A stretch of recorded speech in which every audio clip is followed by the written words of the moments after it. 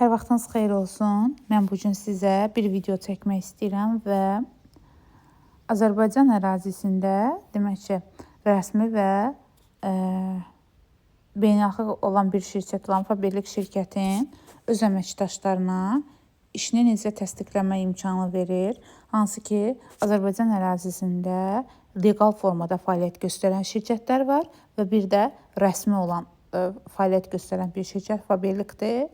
Və Faberlik rəsmidir. Rəsmimiz isə o deməkdir ki, Faberlikin 15% dərəcəsində çatmış bütün üzvləri öz işlərini rəsmiləşdirə bilər. Bunun üçün də sadəcə demək ki, bu formada şirkətə müraciət edir və işini rəsmiləşdirir. Gələcəkdə pensiya hüququndan, yəni təqaüd almaq hüququndan istifadə edir. Biz indi hal-hazırda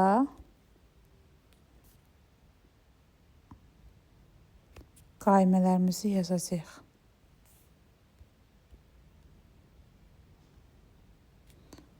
Aha. Baxın, biz qaimə yazırıq rəsmi formada təbii ki.